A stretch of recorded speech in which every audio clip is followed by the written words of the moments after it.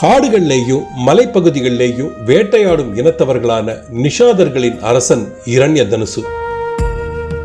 அவருடைய மகன் ஏகலைவன் உலகத்திலேயே சிறந்த வில்லாளி ஆகணும்னு நினைச்சான். சிறந்த குருவான துரோணரை பார்க்க அஸ்தினாபுரத்துக்கு போய் வில் வித்தையை கத்துக் கொடுக்கும்படி கேட்டான்.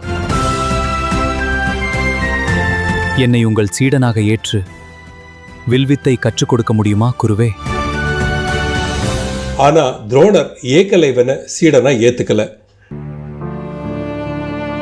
ஏகலைவன் மனசு தளராம களிமண்ல துரோணரோட உருவத்தை செஞ்சு அவரை முன்னாடி வச்சு இடைவிடாம வில்வித்தைய பழகினான்.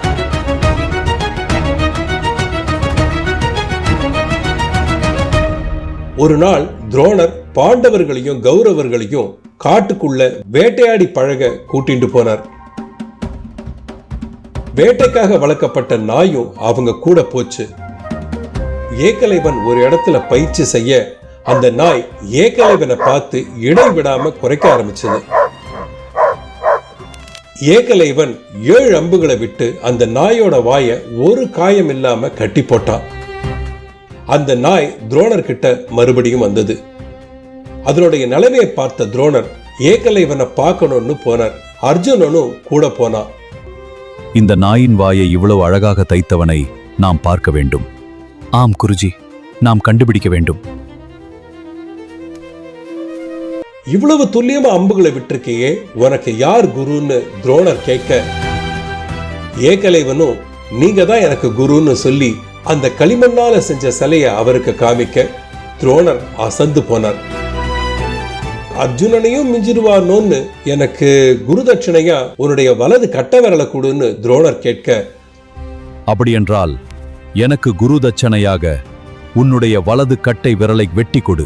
ஏகலைவனும் கொஞ்சம் கூட தயங்காம அவனுடைய வலது கட்ட விரலை துண்டிச்சு அவருடைய காலடியில வச்சான். மகாபாரதத்துல பெருமையா சொல்லப்படுற முக்கியமான கதையா ஏகலைவனோட கதை இருக்கு. இதத்தான் ஔவையார் எண்ணெழி திகழேல்னு ஒரு வரியில சொல்லியிருக்கார். எண்ணுன்னு சொல்லும் போது கணிதம், கணக்கியல், அறிவியல், ஜோதிடம் இவைகளும், எழுத்துன்னு சொல்லும் போது கல்வி, வேதம், சாஸ்திரம்னு இருந்தாலும் எண்ணும் எழுத்தும் பொதுவா எல்லா கற்றுதல்கள்லேயும் இருக்கும். குருவுக்கு பெருமை சேர்க்கிறது இல்லாம மறுக்கப்பட்ட போதும் அவரையும் அந்த கல்வியையும் இகழாம தன்னுடைய கற்றுதலை விடாம தொடர்ந்தவன் தான் ஏகலைவன். எண்ணம் எழுத்து நைத்ருவன்.